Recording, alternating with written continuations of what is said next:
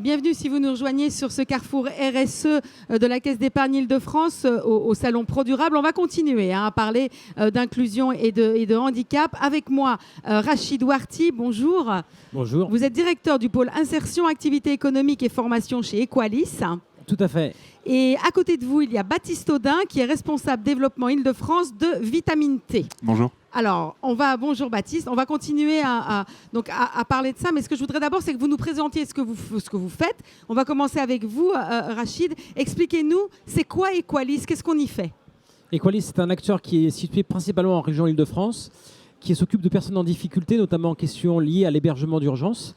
Et moi, je m'occupe plus précisément de dispositifs qui permettent d'aider des gens en difficulté pour monter des projets autour de l'écologie, l'environnement. Et c'est des supports qui permettent de réinsérer des gens en difficulté. C'est des personnes qui cumulent les freins à l'emploi, notamment qui sont allocataires de minima sociaux, des jeunes qui sont sortis des écoles très tôt sans diplôme et qui sont véritablement à la recherche d'une première expérience. Et ils sont aussi très intéressés par ce qu'on propose, à savoir un accompagnement spécifique. Donc, on leur propose un boulot, un emploi, mais c'est accolé et accompagné via un coaching personnalisé et qui leur permet de retrouver confiance en eux. Vitamine T, alors, c'est quoi? D'abord, pourquoi ce nom Vitamine T? Alors, Vitamine T, c'est T pour travail. Et Rachid a déjà fait tout le travail parce qu'on fait quasiment la même chose. On a le même modèle. Vitamine T, c'est un pionnier de ce qu'on appelle l'insertion par l'activité économique. Et c'est un des acteurs majeurs aujourd'hui. C'est 4500 personnes, dont 3000 salariés qui relèvent de parcours d'insertion ou pour certains qui sont en situation de handicap et ont du mal à trouver du travail, qui cumulent des freins à l'emploi, effectivement. Le logement, la maîtrise du français, des savoirs de base, le manque d'expérience, des situations administratives compliquées, etc., etc., des femmes avec enfants qui sont isolées. Et donc, on a créé progressivement chez Vitamine T depuis 1978, je dis on, je n'étais pas là, 28 structures différentes qui permettent sur des territoires différents, le Nord, les Ardennes, l'Île-de-France, d'accompagner des publics différents qui ont des besoins différents d'accompagnement. Et donc, les mêmes personnes que tu expliquais. On met évidemment un accompagnement social individualisé en place pour stabiliser les gens et surtout on les aide à reprendre confiance et se former lorsqu'ils le souhaitent et lorsque ça correspond à leur projet professionnel sur des métiers très particuliers.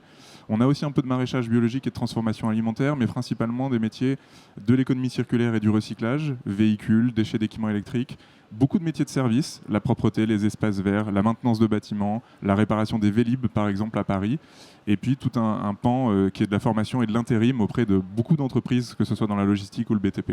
Et donc on se singularise vraiment par notre capacité à aller monter des partenariats avec des grandes entreprises classiques. On a plus de 1000 clients aujourd'hui qui nous font confiance et qui parfois répondent avec nous en sous-traitance ou en co-traitance à des grands marchés publics, à des grandes délégations de services publics. Alors, vous intervenez sur beaucoup de domaines, d'après ce que j'ai vu. Vous parlez de vos clients. Comment vous les démarchez, ces clients? Comment vous allez vous les persuader en même temps, ils font une bonne action et en même temps, c'est gagnant pour eux aussi parce qu'ils emploient du personnel qui est formé et qui est compétent? On a plusieurs portes d'entrée. La porte d'entrée la plus simple, la plus évidente, que ce soit pour nos clients ou pour nous, c'est la RSE. Donc on a toujours une directrice RSE ou un directeur RSE qui a une oreille attentive. Mais ça ne fait pas tout. Ce sont des bonnes portes d'entrée. Ensuite, en général, on gagne nos clients parce qu'on est bon sur nos métiers. Et je pense que tu vas avoir la même réflexion, mais on ne peut pas faire une prestation de moindre qualité ou plus chère parce qu'on est structure d'insertion par l'activité économique. Nous sommes des structures d'insertion par l'activité économique, des entreprises d'insertion, et donc on est géré comme des entreprises. Et donc aujourd'hui, quand on fait de la propreté pour la tour de Suez à la Défense, on est aussi bon qu'Atalian, Honnête, Chalençon, nos concurrents, on n'est pas plus cher. Donc on se bat sur le secteur concurrentiel. C'est comme ça qu'on les capte aussi et qu'on les rassure. C'est pas plus compliqué de bosser avec nous, voire au contraire, on est parfois plus attentif à leurs besoins. Et puis le dernier point, c'est que dans le cadre des marchés publics, et de plus en plus aujourd'hui, il y a des clauses d'insertion. Et donc les entreprises sont obligées de réaliser un certain nombre d'heures d'insertion et travailler en sous-traitance avec des structures d'insertion ou en tout cas faire peut-être appel aussi à de l'intérim d'insertion. C'est une manière de répondre à la clause pour les entreprises. Et le dernier point, oui, c'est qu'effectivement de plus en plus d'entreprises, je pense à Rabot Dutiel dans le BTP, je pense à Sodexo dans la restauration par exemple, ont besoin de recruter. Et sur des postes de premier niveau de qualification, parfois il arrive que leur DRH soit un peu désœuvré et se rendent compte qu'ils ont du mal à stabiliser les publics de premier niveau de qualif. Ce sont souvent des gens qui ont quelques freins à l'emploi justement, qui ne sont pas résolus. Et lorsque les gens sont passés dans nos structures d'insertion, au bout de 6 mois, 1 an et demi, 2 ans maximum de parcours, en général on a réussi à les stabiliser. Et donc ce sont des gens qui sont beaucoup plus aptes à travailler que des gens qui sortiraient directement de Pôle emploi avec autant de difficultés. Rachid, votre avis là, sur ces clients, sur comment vous leur présentez la structure? Alors, juste par rapport à ce que dit mon collègue, et on est quand même à un stade plus bas. Moi, je gère plutôt des chantiers d'insertion. Donc, on a une vingtaine de chantiers d'insertion en Ile-de-France. Avant tout, avant de parler de clients, nous sommes très, très, très soutenus par des collectivités qui veulent avoir sur leur territoire de l'activité d'utilité sociale ou environnementale. Ils veulent des jardins bio, ils veulent des jardins pédagogiques, ils veulent qu'une association s'occupe aussi d'enfants ou de personnes fragilisées. Ils veulent aussi que, par cette activité, on puisse former des jeunes des quartiers pour qu'ils puissent accéder à des postes dans la ville ou avec une entreprise. Donc, j'ai envie de dire qu'avant de parler de clients dans des chantiers d'insertion, nos partenaires sont des collectivités qui veulent être aussi acteurs d'un projet ESS. Ensuite, bien évidemment, on fonctionne aussi comme une petite entreprise. Donc, on a aussi besoin de clients, on a besoin de chiffre d'affaires. Et ils sont plutôt sensibilisés, comme dit tout à fait mon collègue, par la fameuse RSE. Donc, ils veulent aussi travailler avec nous, parce qu'ils sont aussi engagés dans un discours autour de l'écologie, de l'environnement et aussi de l'insertion. Donc, ils veulent aussi montrer que ce qu'ils font, c'est très aussi génératrice de sens.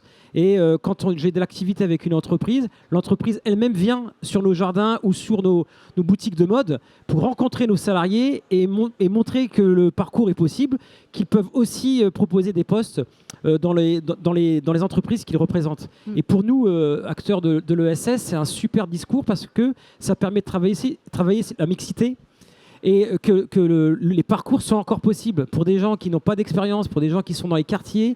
Le fait de les rencontrer, ces gens qui sont dans des entreprises, sur nos chantiers, la mixité existe, le discours existe, et on essaie véritablement, outre le chiffre d'affaires, ce qui m'intéresse, et c'est pour ça que je fais ça, c'est surtout me dire que le chiffre d'affaires que nous faisons va permettre aussi de créer de l'emploi pour des personnes. Donc si on peut placer nos salariés dans l'entreprise, c'est gagnant aussi.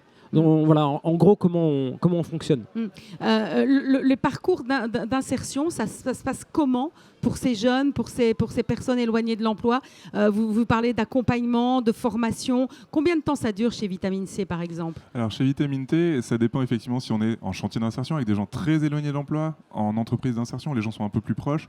En moyenne, les parcours durent entre 1 an et 18 mois à peu près. Et donc, il y a un double accompagnement qui est apporté, un accompagnement social, donc vraiment stabiliser les gens sur leurs difficultés, les aider à essayer de retrouver un logement, ce qui en Ile-de-France relève parfois vraiment de la gageure, les aider à se former au savoir de base, etc., stabiliser leur situation vraiment perso. Et puis à côté, leur permettre de monter en compétences progressivement, reprendre confiance dans le cadre du travail, dans le cadre de l'activité économique, plus ou moins ambitieuse en fonction du niveau de difficulté des personnes qu'on recrute et de nos différentes structures. Et puis, progressivement, on va aller travailler sur le projet professionnel. Et donc, justement, c'est là où on ouvre la porte aux autres entreprises, aux entreprises classiques, entre guillemets, où on va faire des immersions, où on va envoyer les gens en mission, éventuellement, dans les entreprises, lorsqu'on fait de l'intérim, etc., etc. Donc, on va former les gens aussi à la technique de recherche d'emploi. Donc, le parcours est en plusieurs étapes. Chacun avance à son rythme. Il y a des gens plus cassés par la vie qui arrivent avec un sac à dos plus chargé que d'autres, et d'autres qui, au bout de 6 mois, sont repartis vers l'emploi. Rachid ? Juste pour vous dire que par moments c'est quand même compliqué de capter ces publics parce qu'ils sont quand même en grosse rupture et ne croient plus forcément à l'emploi ou au discours qu'on peut véhiculer dans les médias.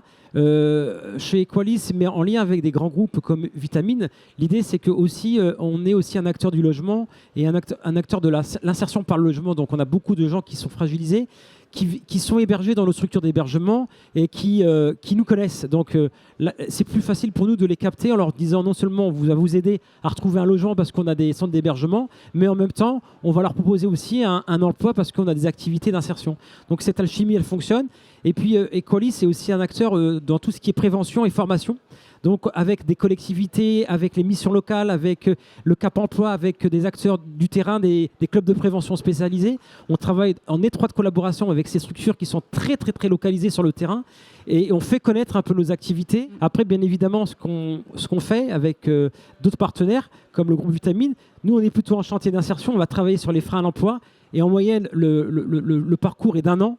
On peut aller à 2 ans, bien évidemment, mais nous, globalement, c'est 1 an, parce qu'ensuite, une fois que certains freins sont levés, savoir se lever, savoir travailler en collectif et retrouver une certaine confiance en soi, et ben, l'idée, c'est de travailler ensuite vers l'entreprise d'insertion que Vitamine peut représenter.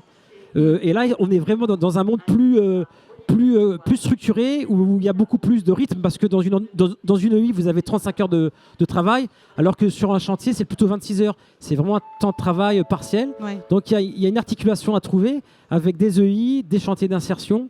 Et nous, on capte vraiment les publics sur le terrain quand cela est possible. Et on a une certaine reconnaissance sur les territoires qui nous permet de recruter plus facilement. Il y a ça, mais il y a une grosse organisation sur le terrain où des jeunes issus du territoire ont vu aussi des structures comme la mienne se professionnaliser, ont connu aussi des suivis éducateurs et qu'ils ont vu un savoir-faire que nous représentons. Et eux-mêmes, certains jeunes issus des territoires, ont pu par eux-mêmes monter des structures comme les nôtres. Donc il y a quand même, je voulais vous dire que ce n'est pas forcément uniquement des jeunes qui ne croient plus et qui viennent vers nous. Il y a aussi des jeunes qui ont vu des structures comme le groupe Vitamine ou le groupe Equalis s'inspirer un peu de cela pour monter eux-mêmes des choses sur les territoires. Et c'est vraiment exemplaire de les voir monter des structures qui sont même labellisées à l'échelle nationale. Et après, bien évidemment, vous allez rencontrer malheureusement la crise touche de plein fouet certains territoires avec des taux de chômage incroyables. Oui, les jeunes sont aussi en attente par rapport à ce qu'on propose. Donc, on les rencontre, et notamment avec des implantations sur les territoires, avec des permanences qu'on fait sur le terrain, dans des centres sociaux, dans des maisons de quartier. On a même des éducateurs qui vont travailler avec des clubs de sport pour justement voir des jeunes qui ont beaucoup de talent sur le plan sportif, mais qui n'arrivent pas à obtenir un emploi. Donc il y a des passerelles possibles. Et par exemple, sur un chantier que j'ai à Cergy-Pontoise, j'ai 2 jeunes qui sont très très bons sur un terrain de foot et qui n'arrivent pas à accéder à de l'emploi. Et pourtant, ils ont tout pour réussir. Voilà, c'est un exemple qu'on a de réussite. Ce qu'il faut, c'est de l'accompagnement personnalisé. C'est ça qui peut vraiment faire changer les choses. C'est l'accompagnement personnalisé, et puis c'est surtout le fait de montrer que c'est possible d'aller à l'emploi. On est évidemment très exigeant, quel que soit le niveau des personnes qu'on recrute, sur le fait d'être ponctuel, sur le fait d'être présent et sur le fait de savoir s'engager vis-à-vis de l'entreprise. On a des droits et des devoirs quand on est salarié d'une entreprise, quelle qu'elle soit, même si c'est une association chantier d'insertion, on a des droits et des devoirs. Et par contre, en revanche, nous, on a le devoir d'aller montrer aux gens qu'ils peuvent être productifs, qu'ils peuvent s'intégrer dans un cadre d'entreprise. Vous parliez des jeunes, je pense que souvent, ce qui manque, sans même parler des repères vis-à-vis de la société, parce que nous, on adresse finalement assez peu ces sujets-là, on essaie de leur montrer qu'ils peuvent être acteurs du monde économique. On l'aime ou on l'aime pas, mais en tout cas, qu'on peut trouver sa place dans une entreprise. Mais ça demande d'avoir des repères. Qu'est-ce que c'est que l'autorité d'un patron ? C'est pas quelqu'un qui a droit de vie et de mort sur vous. Vous avez des droits aussi. Mais il faut le savoir, où s'arrêtent les droits et les devoirs. Qu'est-ce que c'est que la ponctualité, tout simplement. Il y a beaucoup de gens qui le savent, mais qui ne le mettent pas forcément en application. Donc c'est plutôt de montrer très vite que c'est possible de trouver une solution très rapide. Et donc très vite d'aller à l'emploi et d'être les mains dans le cambouis, ou la tête en tout cas sur un ordinateur, et d'avoir très très vite de montrer qu'on peut bosser comme n'importe qui. Ensuite, après, ça se construit progressivement, mais vraiment la réponse rapide est le plus important. Combien de personnes vous accompagnez à peu près par an ? Chez Vitamine, on a en 2020 3002 personnes, exactement, 3002 qui sont passées chez nous, relevant de parcours d'insertion ou des personnes en situation de handicap qui rencontraient des difficultés d'accès à l'emploi. Donc c'est à peu près 2/3 de nos effectifs. Et voilà, les parcours sont de 1 an à 18 mois en moyenne. Donc c'est quasiment 1500-2000 personnes qui sortent chaque année chez nous, avec un taux de sortie, comme on dit, à la directe, qui nous finance, qui nous aide à monter ces projets. Suivant les structures, 60 et 80%. Donc c'est des gens qui retrouvent un emploi, CDI, le Graal, un CDD ou de l'intérim classique, ou éventuellement qui reprennent une formation, souvent des formations qualifiantes, ce qu'on aime beaucoup aussi, parce que les gens ensuite peuvent monter en compétences. Et vous, Rachid, chez Equalis ? Sur les chantiers, on est plutôt autour de personnes qui sont recrutées, on est plutôt autour de 500 à 1000 par an. Et en amont, parce que ce qu'on dit là, c'est des personnes qui sont capables d'intégrer un dispositif emploi, donc même si c'est à temps partiel, c'est 26 heures semaine, il faut quand même se dire qu'on porte aussi des dispositifs qui sont plutôt des centres de formation pour des jeunes qui n'arrivent pas justement à accéder à du temps partiel pour X raisons, qui sont vraiment très très très abîmés. Là, on a 4 centres de formation qui permettent justement d'accueillir environ 500 jeunes par an pour les aider à renouer confiance, donc, et à respecter, on va dire, un engagement. Et au bout d'un an d'accompagnement, on les oriente vers des chantiers d'insertion, des entreprises d'insertion, des préqualifiants, des qualifiants. Donc en règle générale, tout public confondu, on est autour de 1000 accompagnements par an. Qu'est-ce qu'on y apprend dans ces centres de formation ? Avant tout, on essaye de travailler avec ces jeunes sur avoir confiance en soi, mais confiance en l'adulte. et retrouver la possibilité d'engager des discours, des engagements, et leur donner envie de se lever le matin pour s'engager auprès de nous. Honnêtement, la carotte financière n'entre même pas en jeu. Même sur un chantier, il faut savoir que 26 heures semaine, c'est payé 750 € net par mois. C'est pas avec ce salaire-là que vous allez arriver à mobiliser des publics sur leur parcours. L'idée, c'est véritablement de trouver des supports qui permettent d'avoir du sens à leurs yeux. Et des jeunes, quand ils viennent dans nos centres de formation, c'est véritablement leur donner la possibilité de s'exprimer, d'être écoutés et vice-versa, d'exister auprès de nous. Et c'est ce que nos éducateurs, nos équipes font, c'est leur donner une place qu'ils semblent ne plus avoir dans la société. Je dis semble parce que c'est leur réalité et je la respecte. Qu'est-ce que vous auriez souhaité ? Qu'est-ce qui vous manque pour vous développer ? Si vous aviez un vœu à formuler sur ce salon, ce serait quoi ? Mais ce qui nous manque aujourd'hui, ou ce qu'on aimerait avoir encore plus, c'est que notamment les grandes entreprises, les plus grandes, mais aussi les belles PME, traduisent tout leur discours en actes. On voit, et je ne donnerai pas d'exemple, mais énormément de structures, d'entreprises qui ont recruté des gens à la tête de leur direction RSE, qui sont des gens qui sont compétents, qui ont beaucoup de connaissances, et qui mettent en place des chartes, et notamment pour leurs prestataires et leurs sous-traitants eux-mêmes, qui sont ensuite censés mettre en place des actions. Et au final, tout ça se délite un petit peu. Et donc, nous, ce sont nos clients potentiels. Et on aimerait leur montrer que c'est assez facile de travailler avec nous. Simplement, il suffit de mettre une clause d'insertion éventuellement. Il suffit juste de mettre un critère de notation de 5% dans la note sur l'impact social du projet. Et il suffit aussi derrière d'avoir des compétences en interne pour vérifier que lorsqu'on a acheté, les prestataires jouent bien le jeu.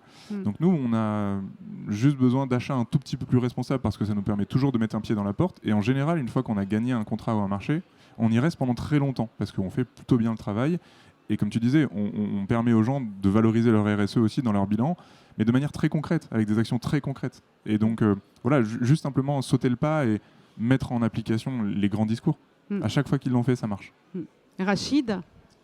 Moi, je dirais, je suis tout à fait d'accord avec ce que dit mon camarade, mais je rajouterais, moi, ce que moi je ressens comme besoin, c'est vraiment mieux faire connaître nos secteurs d'activité et qu'on ne soit pas sur une vision... D'abord, on est trop méconnu et on a trop stigmatisé aussi ce qu'on fait. C'est-à-dire que l'insertion, c'est souvent taxé comme un lieu réservé à des gens vraiment en marge. Alors que le public qu'on accompagne, ça peut être vous, ça peut être moi. Il suffit d'avoir une rupture avec un emploi. Il suffit d'avoir été en burn-out pendant 1 an. Vous allez vous retrouver dans une situation où personne n'est là pour vous aider. Et nous, on a même des pilotes de ligne sur nos jardins de Cocagne que nous gérons. Nous avons des cadres qui sont aussi chez nous et qui ont malheureusement eu une grosse difficulté. Et l'insertion, c'est ça aussi. C'est pas uniquement des gens sortant de prison.